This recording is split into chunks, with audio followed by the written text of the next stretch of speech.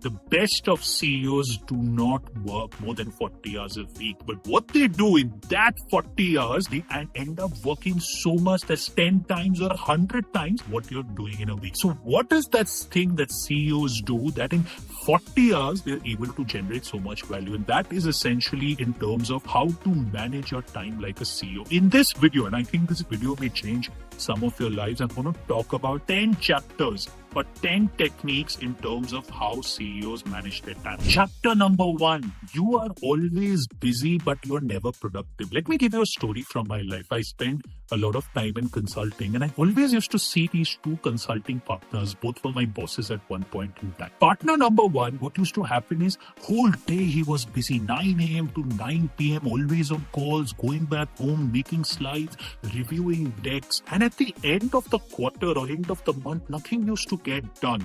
Consulting partner number 2 was very famous. He would get up in the morning, he would go running, he would come to office at 10 o'clock, leave at 5, play golf on the weekends, did nothing on the weekends, was so successful. Every metric of his, he would absolutely smash out of the window. And I'm sure you've seen people like this at your place of work also. One person working 80 hours, very busy. And if you ask them, what are you doing? The whole calendar is full, but nothing is getting done. I'm sure you're like that person 1. How do you become like person 2? You need to prioritize and manage your time. This is an exercise. I once asked that consulting partner number 2, how do you manage your time so well? And this is what he told. There's a simple framework which is called the Eisenhower prioritization matrix. What should you do? Every morning when you come to office, write down all the things you have to finish that day, next day, say 14, 15 things you have to finish.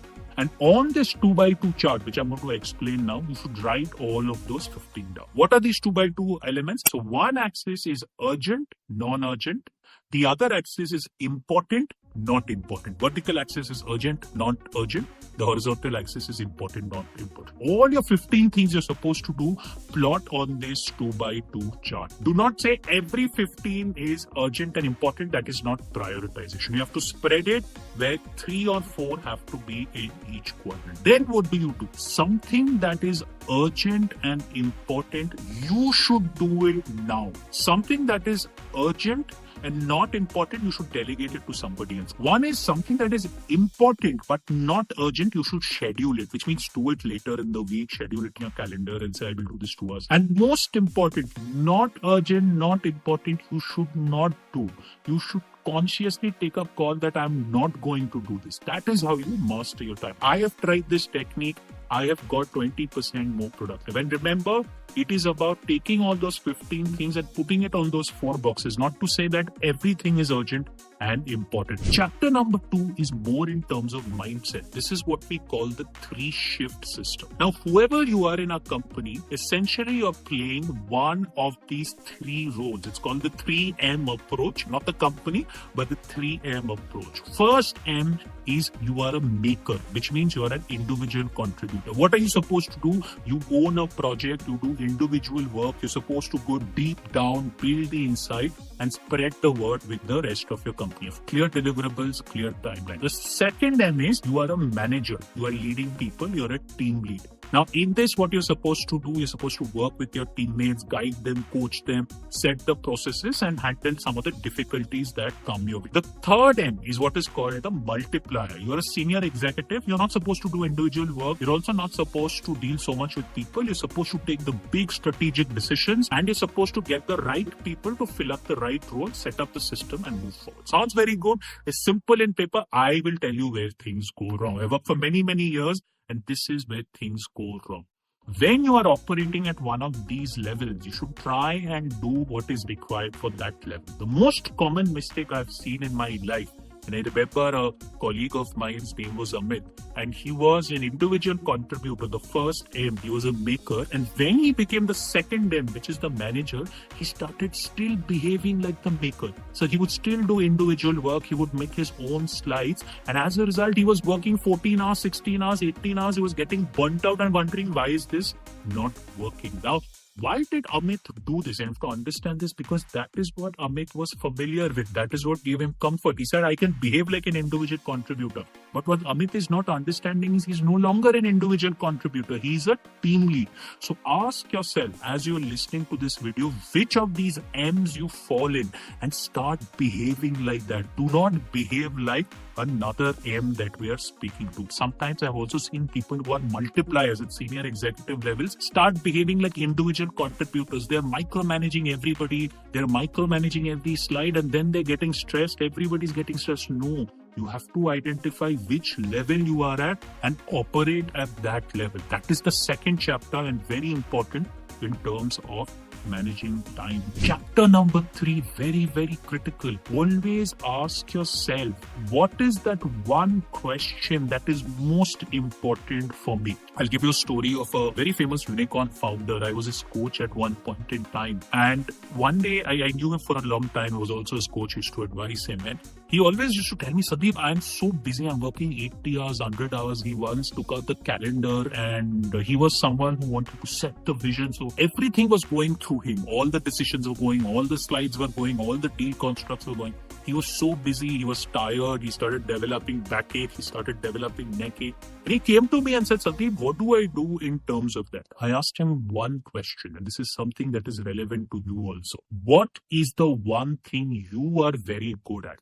This is typically called, what is that one quality God has gifted you? In management terms, this is also comes what is called the T model. There is a T model saying one thing you have to be really good at. And always ask yourself, I asked the unicorn founder, what are you really good at? He thought for a while and said, I handle clients very well. I am excellent at client management. So that's what I told him. Then 100% of your time, if it is there, 60 to 70% of the time you should do client management. 20% of the time you take the big decisions because you're taking strategic decisions. So the last 10 minutes, do your admin work. So always ask yourself, what is that one thing, one superpower which God has given you, which is natural talent, and spend 60 to 70% of that in terms of it. That is how you will actually get more productive in terms of that. Chapter number 4, very, very critical. This is almost everybody gets this wrong, including me. It's called the energy audit. Now, the way our brain works is it's not that it has the same energy through the day. Sometimes it has high energy, sometimes it has low energy. When you get up in the morning, you're fresh, you're refreshed, you want to take on the world, it's high energy. After lunch, your energy starts dropping a little, a bit of fatigue comes in the middle, and at the end of the day, you are always tired. So what is common sense? Common sense is when your energy levels are high, you should do the most productive thing. What do? Including me. We do the least productive thing when our energy is high. When we go to office, the first 1 hour we are replying to emails, we're replying to Slack messages, WhatsApp messages. This is when our energy is at its peak and we're using it on the most admin tasks. So how should you plan your day? Do this very simple. When you go in the morning, 15 minutes you have to respond to emails because that is necessary. But after that, give 2 hours to deep work. What is the most important and the most urgent thing you have to do at your level? Give 2 hours that. Block 2 hours on your calendar saying you will not schedule meetings, and do that. Then post-lunch, the energy level is dropping, but you can still attend meetings. So during this post-lunch, keep those meetings, attend those meetings. You can still be fine even with a dropping level of energy. And in the evening, what you have to do is all these admin tasks, whether it's replying to not important emails, approving costs, filling up reports, cost expenses, batch them together and do this in the evening. That's how you will become so productive coming to an energy audit. Chapter number 5, I can tell you most people do not do this. And this is what is called making a not to-do list. Everybody talks of a to-do list. This is about making a list of things which you will not do. This is again coming from an act of prioritization. So tell yourself, when these small things, what I'm going to describe, end up taking 2-3 hours or 10-15 hours every week and destroys you. So next time you have to attend a conference or a networking event, ask yourself, are you there to learn something, meet a particular client, meet a particular person? If it's none of these three, actually don't go. Networking for the sake of networking doesn't really matter. So this is a not to-do list. Someone drops you a message on Teams saying, let's hop on a quick call. Unless you know what the agenda is, don't go there. It's a waste of time. Chapter 6, which is the 2-minute rule. This is the biggest misconception when it comes to thinking like a CEO. What is the popular belief? There is something called the 2-minute rule. I'm sure you also heard about it. It basically says if something takes less than 2 minutes, do it now. Get the thing done with. Is completely wrong. And why is that? Understand how the human brain works. Yes, something may take only 2 minutes, replying to an email, replying to a WhatsApp message, but there is something called context switching cost in the human brain. To take your brain from one activity to another activity takes about 7 to 10 minutes. So nothing is a 2-minute job. It eventually becomes a 15-20 minute job. Then you have another interruption, another 15 to 20 minutes go. So how should you do it? Do not listen to this 2-minute job. All these 2-minute requests, whether it's approving an expense, replying to an email, a WhatsApp call, unless it is super important, batch them together and do it at one point in the evening. Number 7, this is very, very important. This is pure CEO mindset. And I see this with a lot of high achievers. I've coached. There's a person I coached called Avinash, and he always used to tell me, Sandeep, my mind is always working. One day I'm starting a new project. Next day my mind is saying I will play chess. Third day I'm doing yoga. Fourth day I'm going for a networking event. And my mind is so fast. No, I told him your mind is not fast. You are just totally confused. Now what happens with this is you should stop starting things you cannot finish. Now think of it this way. You buy 5 books. You read 10 pages of each book. And those books you've not finished. You've gone on to a 6th book. Now, in your mind, what is happening is your brain is constantly telling you, I have started something, but I have not finished it.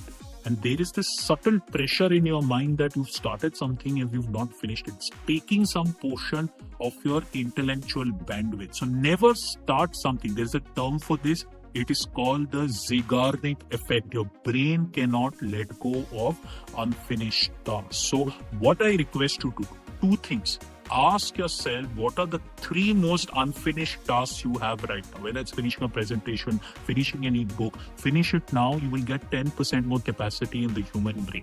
The second thing, ask yourself next time you're starting anything, a new project, a new hobby, anything, if you cannot finish it, do not start it. Do not waste your brain cells on something you cannot control right now. Chapter 8, very, very critical. There's something called dead time. Every day there are 4 or 5 hours you're actually wasting, which is called the dead time. Think of it this way. 1 hour coming from home to office, 1 hour going from office to home, 10 minutes right after lunch, general chit chat. All of this is dead time. 15 minutes before going to sleep. Now, if you add up all of this time, it probably adds to 4-5 hours every day. I'm not saying become a machine and work 24 hours. You can't. But small things you can do that make you more productive. Number 1, when you're coming to work in a cab, in a train, in a metro, listen to an audio podcast or listen to an audiobook. Anyway, you can't do anything at that point. Just listen to it. It gives you some clarity. And even when you're going back, do that. Number 1. You're in a cab, can't do anything. Take that important call, whether it is family, whether it is professional, take that important call. That is very, very important. There is 10 minutes before 2 meetings. You really can't do anything. Do those small 2-minute tasks. Approve a request, send an email. 10 minutes, you can't do anything. Now, all this dead time, when you keep adding through the day, suddenly it adds a lot of value to your life in terms of that. Chapter 9. This is something so important. There is a theory from the human brain that your brain can only take a limited number of decisions. And whether that decision is small or big, small meaning what to eat or what to wear or where to put $100 million, it puts the same strain on the human brain. So decisions are draining you. So for example, if you look at Mark Zuckerberg, he wears the same pair of clothes every day. He doesn't want to think in terms of what to choose. Barack Obama used to wear the same suit. Steve Jobs used to have the same. They don't want to take that decision. So ask yourself, what are those aspects of your life which you can automate so that the lesser number of decisions you take on non-important things, that intellectual bandwidth you can use at work. So what are things you can do? So diet. Try and make a diet schedule on a Saturday and just stick to it as much as possible. Don't have to think in terms of what do I eat for breakfast tomorrow. Number 1, clothes. Make a schedule in terms of clothes. Have an inventory so that you don't have to start thinking about that. Make a routine in your mind. Don't have to think tomorrow what time I'll get up, what time will I eat. Just make a routine every day. Get up at the same time. Do the same thing so that you are not taking any of those decisions and your mind is getting flexed. Start and stop what you've already started. If you started a podcast, finish it. Don't have to think in terms of every day what new podcast I have to listen to. Started a series, actually finish in terms of that. Chapter number 10, most important. Rest is a part of the system. You are not a machine. And I've seen this with so many CXOs.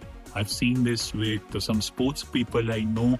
Rest is an important part of this system. Rest recharges the human brain, because if you don't have enough rest, you take bad decisions, and chronic lack of rest actually leads to lifestyle diseases. So please buffer in 8 hours of sleep every day. Don't unnecessarily waste time on social media at 12 in the night, 1 in the night. 11 o'clock, hit the bed. Get up in the morning so that you have enough hours of rest. Maybe on a Saturday or a Sunday, sleep in the afternoon. Make up for that extra hours of rest. The more you sleep, the better your brain will behave. Also, another part of rest is in terms of physical activity. Go for 1 hour walk every day. The way you tell yourself, I will brush my teeth, that is how you go for a walk every day. Go in the sunlight without a phone, step on the grass. All this matters a lot. This will recharge. This is like charging your phone battery. Rest and physical exercise in terms of that. So please, starting today, go to hit the bed at 11 o'clock and sleep for 8 hours a day. These are 10 tactics, and I'm going to summarize these 10 tactics for you. Chapter number 1, you are always busy, but you are never productive. Chapter number 2, remember the 3-shift system. Chapter number 3, ask that one question that changes everything. Chapter number 4, do your energy audit. Chapter number 5, make a list of not to do things. Chapter number 6, the 2-minute rule. Do not follow the 2-minute rule. Chapter number 7, do not start a thing you cannot finish. Chapter number 8, learn to use your dead time. Chapter number 9, ask yourself which decisions are draining you. And chapter number 10 is rest is a part of your system. Now, what I want you to do as we finish this video is write down in the comments box what are the 3 things you're going to start from tomorrow. Why do I do that? Now, when you write it down publicly, you are making your brain commit to something that we will do this from tomorrow. So write down in the comments box, what are you going to start? 3 things you're going to start from tomorrow, and hopefully this video will set you on a journey and someday you will become a savior. Thank you so much. Till next time, take care.